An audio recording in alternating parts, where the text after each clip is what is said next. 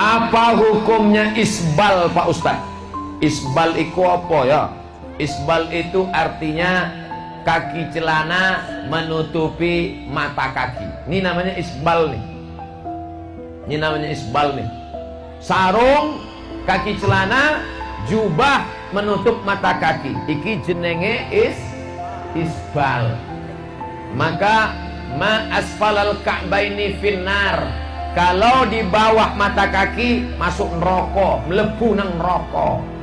Siapa yang pakai celana kain di bawah mata kaki masuk neraka. Ini masuk neraka lah ini. Makanya memahami hadis tidak bisa satu saja.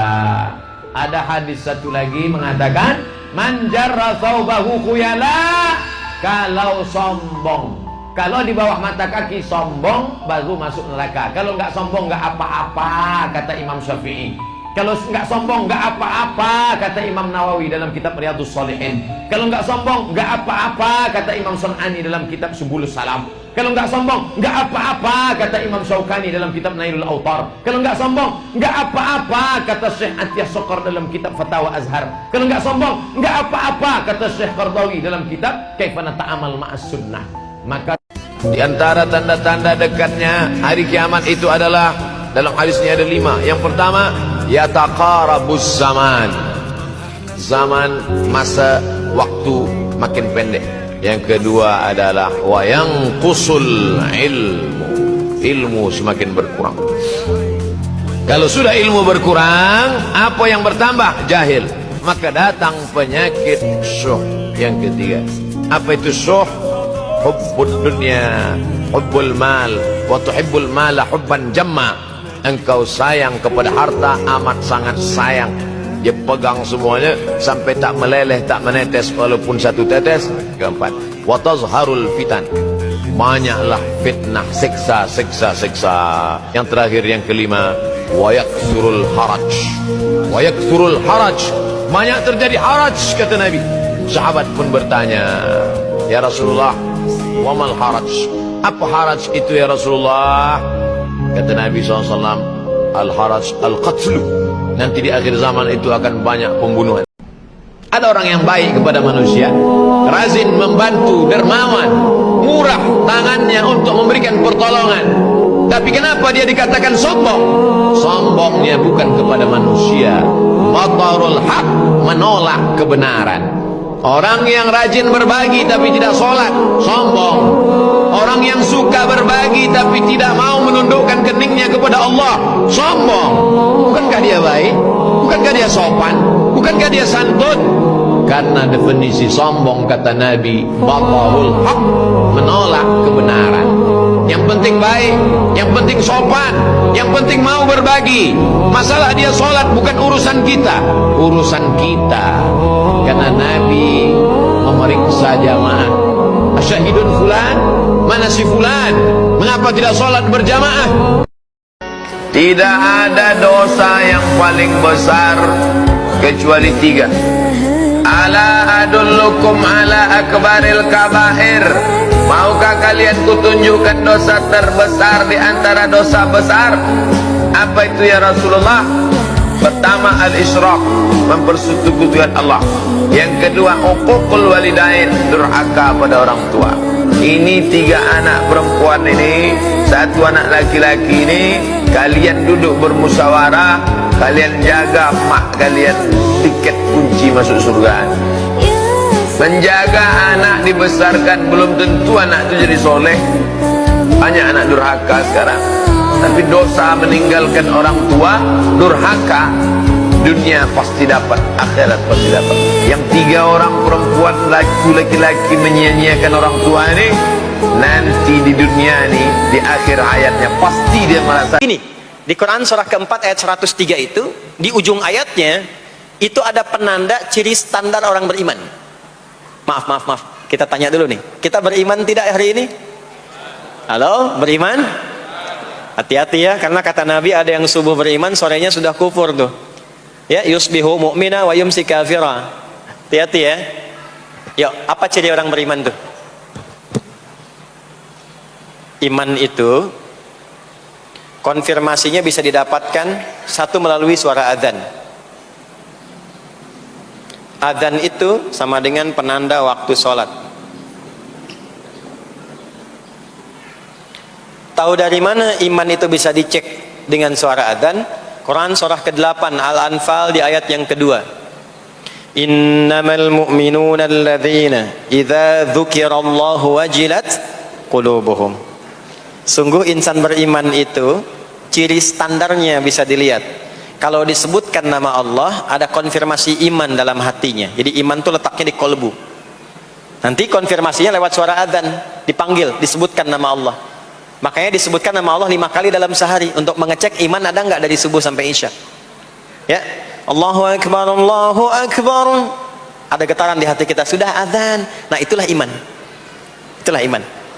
Makanya orang yang punya iman dengan yang belum punya iman akan beda getarannya. Ini hanya dimiliki oleh orang yang punya iman saja. Yang belum punya iman nggak bisa, nggak punya itu. Allahu Akbar, Allahu Akbar. Surah apaan nih? Toanya kencang banget, ya. Tapi kalau orang beriman, Allahu Akbar, Allahu Akbar, ya Allah sudah adzan. Itu konfirmasi itu. Nah, nanti semakin tinggi imannya, bahkan ada yang orang sudah menunggu sebelum tiba waktunya. Tadi subuh jam 4 lewat 13 di sini. Ada yang nunggu dari jam 3. Padahal belum dipanggil. Ya. Masya Allah. Di Bekasi 4 lewat 9. Allahu Akbar, Allahu Akbar. Azan. Ingat dia. Nah, itu ciri beriman. Cuman imannya standar. Jadi bukan iman yang kuat. Standar. Kuat belum, lemah tidak. Allahu Akbar, Allahu Akbar. Jam 4 lewat 9. Jam 3 sudah bangun. Nunggu itu. Iman yang kuat. Masya Allah. Ada yang baru subuh dan nunggu isya. Ditunggu. Kuat. Ada yang sudah qomat, sudah la ilaha illallah, belum kepanggil, dipanggil 4 lewat 9, dia baru bangun jam 9 lewat 4.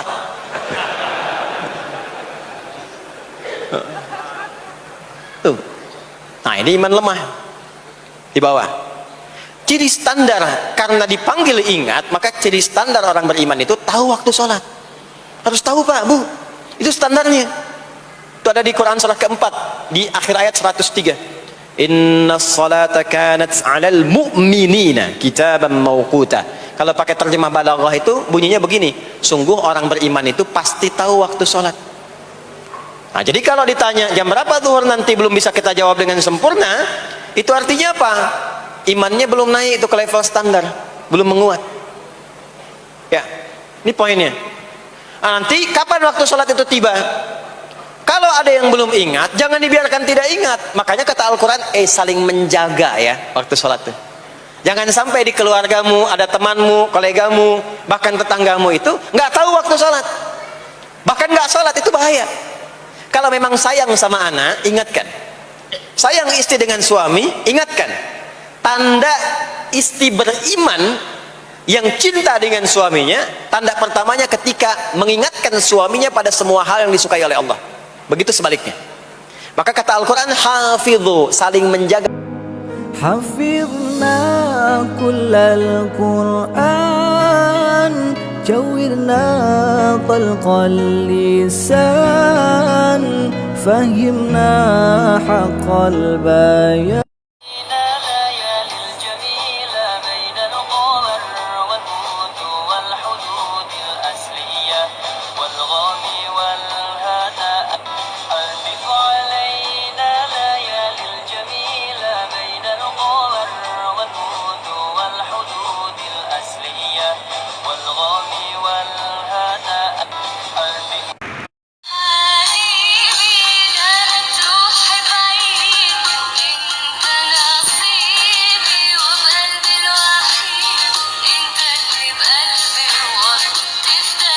Jadi saya ingin katakan, Yathrib ini sudah lama, 37 generasi sebelum kelahiran Nabi, sudah ada tempatnya, sudah ada kemudian penduduk awalnya.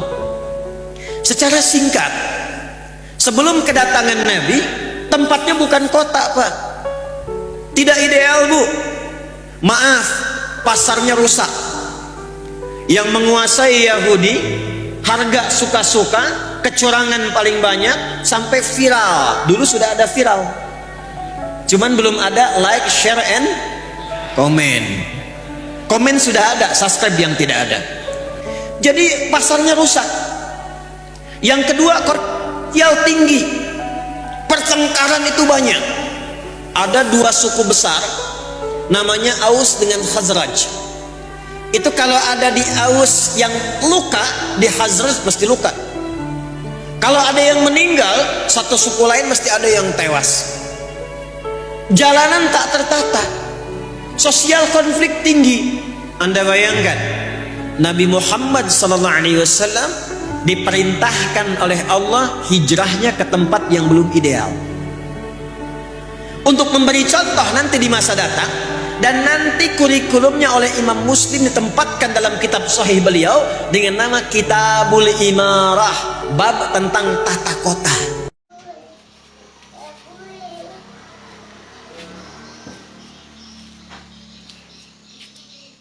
Mana orangnya nih?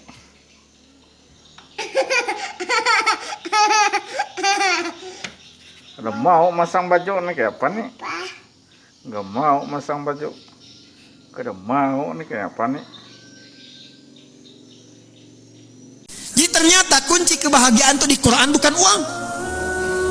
Kunci ketenangan, kesuksesan itu bukan harta benda, bukan jabatan, bukan kedudukan. Bahkan tidak sedikit orang yang telah mendapatkan kedudukan, bahkan tinggi kedudukannya, masih ingin menambah karena belum merasakan ketenangan dan kenyamanan. Bukankah Anda perhatikan orang-orang yang terjebak dalam korupsi itu, perbuatan-perbuatan mungkar itu? Bukankah kalau diperhatikan hartanya sudah melimpah, kedudukannya kadang-kadang sudah tinggi? Apa yang menyebabkan mereka bersikap demikian? Karena ada satu bagian dalam kehidupan yang belum dirasakan kenikmatannya. Kata Allah, kunci untuk meraihnya adalah takwa.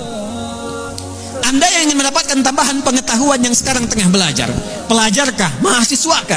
Ternyata kuncinya bukan sekedar bakat kepintaran. Quran surah kedua Al-Baqarah di akhir ayat 282. Wattaqullaha wa yu'allimukumullah. Kamu tingkatkan takwamu kepada Allah, kata Allah, aku tambahkan dan ajarkan kepadamu tambahan pengetahuan. Kunci kebahagiaan ternyata bukan harta, bukan kedudukan. Quran surah kedua Al-Baqarah di akhir ayat 189. Wattaqullaha la'allakum tuflihun. Tingkatkan takwamu kepada Allah, kata Allah, aku tanamkan kebahagiaan di setiap etape kehidupanmu. Rumah tangga bahagia, pekerjaan bahagia, kehidupan sosial bahagia. Hadirin, bukankah yang punya harta adalah Allah? Bukankah yang punya ilmu adalah Allah? Bukankah yang punya kebahagiaan adalah Allah? Tapi menariknya, kita tahu, kita menyadari yang punya ilmu Allah, yang punya harta Allah, yang punya kebahagiaan Allah. Tapi kita yang mengatakan itu semua adalah milik Allah, jauh dari Allah. Bagaimana semua itu bisa diraih? Bukankah hukum mengatakan orang yang dekat dengan seseorang yang punya kapasitas akan punya akses mendapatkan kemudahan dari kapasitas yang dia miliki? Orang yang dekat dengan pejabat dibuka akses dari jabatannya. Orang yang punya kedekatan dengan orang yang punya harta dibuka kelapangan untuk mendapatkan bagian dari hartanya. Hukum itu berlaku seseorang yang dekat dengan Allah, apa yang sulit bagi Allah untuk melimpahkan kepada hambanya. Jadi problemnya, kalau ada orang sukses di pekerjaan, kurang bahagia di rumah tangga, mungkin mohon maaf bukan karena kurang gelarnya, bukan karena kurang hartanya, boleh jadi yang kurang takwanya. Kalau ada orang yang merasakan kurang mendapatkan kedudukan, bukan kurang tingginya, bukan kurang hebatnya, mungkin yang kurang takwanya. Kalau ada yang merasakan ini utang piutang kenapa belum lunas juga, ini kesulitan kenapa seringkali ada di hadapan, mungkin yang kurang hebat, yang dituntut dari Anda bukan kehebatan ikhtiarnya, bukan ilmunya, bukan tenaganya, barangkali yang kurang takwanya. Itu yang menjadikan Nabi seringkali mengingatkan kepada setiap umatnya dari sejak zaman sahabat ridwanullahu alaihim jami'a, yang diteruskan dengan riwayat sampai ke kita. Tidak sedikit kalimat Nabi yang pertama disampaikan nasihatnya, takwa. Al-Imam An-Nawawi rahimahullah saking pentingnya dengan takwa ini menyantumkan nomor hadis ke-18 dari Al-Arba'innya. an Muadz bin Jabal wa Jundub bin Junadah radhiyallahu ta'ala anhuma anin Nabi sallallahu alaihi wasallam qala ittaqillaha haitsu ma kunta wa atbi' sayyi'atal hasanata tamhuha. Bahkan kata Nabi, kalau Anda ingin jadi orang baik, orang hebat, orang yang mudah didambakan di setiap keadaan, bertakwalah kepada Allah. Ketika takwanya meningkat, keburukannya Allah tutupi, kebaikannya nampak. Siapa yang tidak senang dengan orang baik? Kalau dia pejabat, dia akan menjadi pejabat yang baik. Kalau dia hartawan, dia akan menggunakan hartanya pada kebaikan. Kalau dia ilmuwan, dia akan kreasikan ilmunya pada kemaslahatan. Jadi siapapun yang mampu meningkatkan takwa, kata Nabi, Allah akan rubah pribadi itu menjadi pribadi yang lebih baik dan bermaslahat dengan takwanya dalam kehidupan.